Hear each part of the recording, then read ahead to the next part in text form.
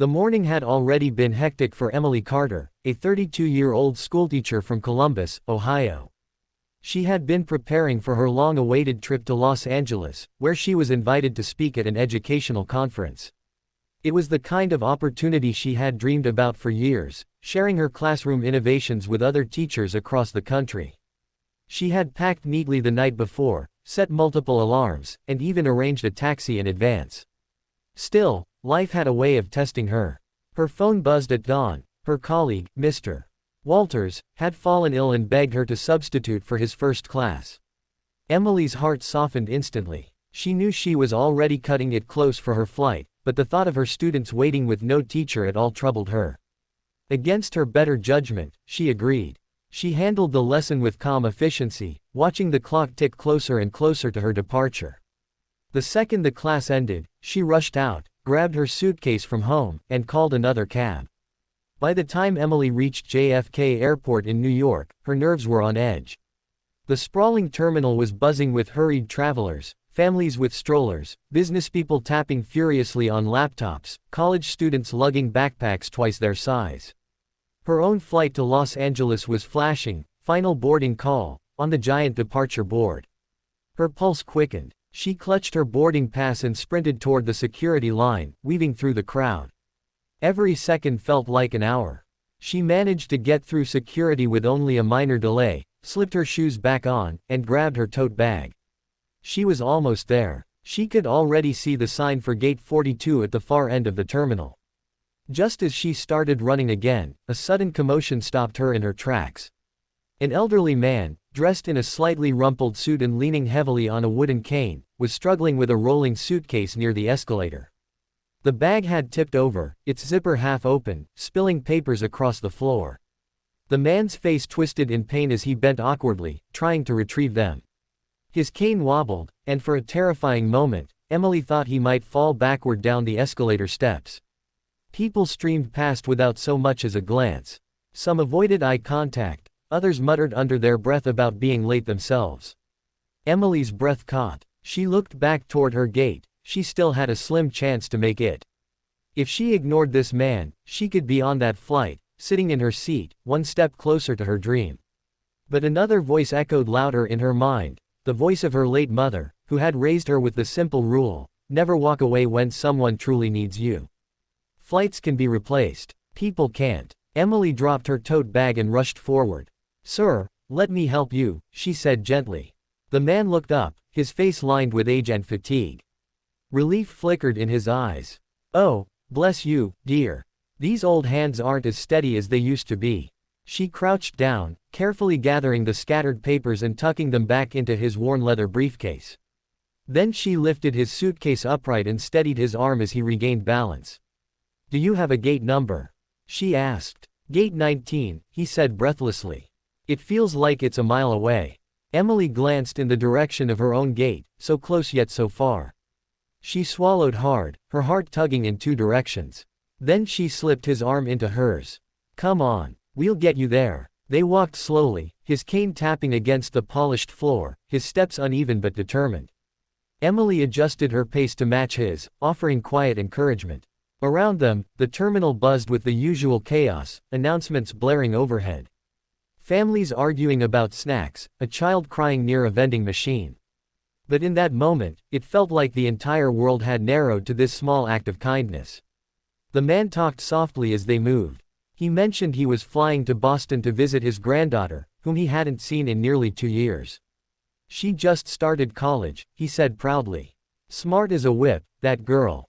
I promised her I'd be there for her birthday, but truth be told, I was worried I might not make it through this crowd." Emily smiled. "You're going to make it. And she's going to be so happy to see you." They finally reached Gate 19. The flight attendants noticed the man and hurried over with a wheelchair, thanking Emily for escorting him. She handed him his suitcase and gave a reassuring pat on his shoulder. "You've done more than enough," he said, his voice warm with gratitude. "The world needs more people like you." Emily nodded politely, but her heart was racing now for a different reason. She quickly glanced at her watch. It was already past her boarding time. Panic surged as she turned and bolted toward Gate 42, her suitcase wheels bumping frantically behind her. Her lungs burned as she ran through the crowd, weaving past travelers and dodging carts stacked with luggage. She could already hear the faint voice of a gate agent announcing, "This is the final call for Flight 217 to Los Angeles." Final call. By the time she skidded to a halt at Gate 42, chest heaving, the door had just clicked shut. A uniformed attendant stood with an apologetic smile. "I'm so sorry, ma'am. The flight is closed." Emily's shoulders slumped. She tried to plead, showing her ticket, explaining she had been helping someone who desperately needed her. But the attendant only shook her head sympathetically. "I understand, but once the door is shut, it cannot be reopened." Emily sank into the nearest chair, tears pricking her eyes. She thought of the conference, the chance she had worked so hard for, slipping away because she had chosen compassion over convenience. A bitter question echoed in her mind, had she done the right thing? But deep down, beneath the frustration and disappointment, a quiet peace stirred in her chest. She had lived by her values, even when it cost her. That had to mean something. She didn't know it yet, but this missed flight was not the end of her journey. Emily barely slept that night. She had found a small hotel near the airport after the airline rebooked her ticket for the following morning. Though the front desk clerk had been kind and offered her a discount, Emily's mind kept replaying the image of the closed gate and the chance she had lost. Her friends had been texting her, trying to cheer her up. "You did the right thing," one wrote. Another messaged, "The conference will happen again. Helping a man who needed you was bigger than any speech." Emily wanted to believe that, but disappointment still clung to her. She had prepared for months, written her speech carefully, and even rehearsed in front of her students. Missing that moment felt like failing herself. When morning came, she checked out of the hotel, rolled her modest suitcase across the sidewalk, and re-entered the bustling world of JFK Airport. The lines were long, the announcements loud, and the smell of coffee and bagels drifted through the air. She reached the counter, and the airline representative greeted her with an unusual smile. "Miss Carter," the woman asked, glancing at her screen. "We've moved you to a later departure today, but before that, you've been requested in the executive lounge." Emily frowned. "Requested? I don't understand. I don't have lounge access." The representative's smile only widened. "It seems someone important does, and they'd like to see you." Confused and slightly anxious, Emily followed the directions through the terminal. She had never stepped foot in an airline lounge before. The glass doors opened to reveal a quiet, polished space filled with leather chairs, soft music, and trays of fresh fruit and pastries. Business travelers typed away on laptops, and staff members moved gracefully among them. And there, sitting comfortably in an armchair with a steaming cup of tea, was the elderly man she had helped the day before. Emily's breath caught in her throat. He looked very different now, his posture straighter, his suit pressed, his shoes polished. He wasn't just another traveler. A cluster of airline staff hovered nearby, treating him with a mixture of respect and deference. When he spotted her, his face lit up. "Miss Carter," he said warmly, waving her over. "I was hoping you'd come." Emily hesitated, clutching the strap of her tote bag. I didn't expect to see you again," she admitted as she approached. The man chuckled. "Life has its surprises. Please, sit down." She lowered herself into the chair across from him, still bewildered. "I'm glad you made your flight yesterday," she said sincerely. "Oh, I did. And it was thanks to you," he replied. Then, leaning forward, he added in a quieter tone, "What you don't know is that you did much more than help an old man with a cane." Emily tilted her head, puzzled. "What do you mean?" He set down his teacup and clasped his hands. "My name is Henry Lawson. I am the founder and majority owner of Lawson Air." Emily blinked. For a moment, she thought she must have misheard. Lawson Air was one of the largest airlines in the country, its name printed on planes she'd seen countless times.